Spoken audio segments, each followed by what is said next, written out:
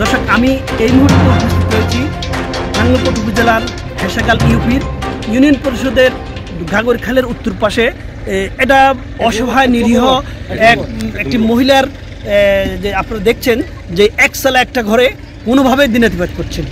তিনি আসলে দীর্ঘদিন হেসাকাল বাজারে থাকতেন, সেখানে তার ওখানে মানবিক কষ্ট দেখে ওই বাজারের ম্যানেজিং কমিটি এবং স্থানীয় গণ্যমান্য ব্যক্তিবর্গরা ওনাকে খালের পাড়ে এই একচালা একটা ঘর তৈরি করে দিয়েছেন। তার দুটি সন্তান রয়েছে।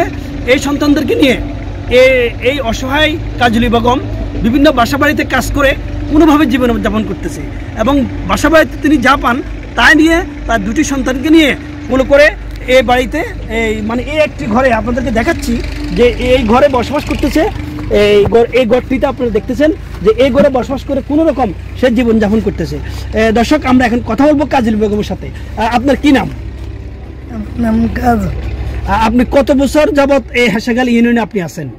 আইসি বন্যার সময়, ছোটবেলা বন্যার সময় হয়েছে যে এই বন্যার সময় যে মা বাপ মারা গেছে আইসি, তারপরে ওনারা আমরা আশ্রয় দিছে, ওনারা থাকতে দিছে। এবারে কর্ম করছি, আগে ওখান কর্ম করতে পারি না, এই জন্য ছেলে করে লইয়া কষ্ট করতে আসি। হাতে ধাক্কা খাই, হাতের ইয়া করি। তো এসে ওরা আমাকে ছায়া চিনতে কাগজপত্র টিন এগুন দিছে মতন। তো আমি ঠান্ডার মধ্যে কষ্ট করতে আসি, আমার ছেলে মেয়ে লইয়া। এই ঠান্ডাতে এই যে আপনার কোনো বেড়া কিছুই নেই, তো আপনি কি কষ্ট হচ্ছে না? এই শীতার্থর মাঝে আপনি এখানে কিভাবে থাকছেন? এখানে কোনো মানুষ নেই, কোনো কিছু নেই, আপনার কি কষ্ট হচ্ছে?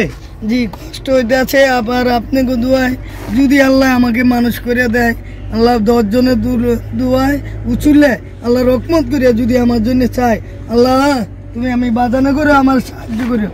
আমার উচুলে আমার বাজানারা আমার সাহায্য করতে হয়েছে, আল্লাহ তুমি আমার বাজানা করে আল্লাহ শান্তি করিও, ব্যস্ত দরজা খুলে দিও, চুলে রক্ষা পারে দিও।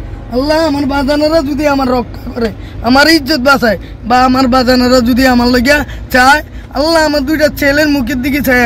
আমার ছেলেরা কষ্ট করতেছে বাতে বানিয়ে, আমি এত দূরত্ব না নিয়ে জামা কাপড় খুঁজে মুজে সব নিয়ে এই চলতে আছি, থাকতে আছি।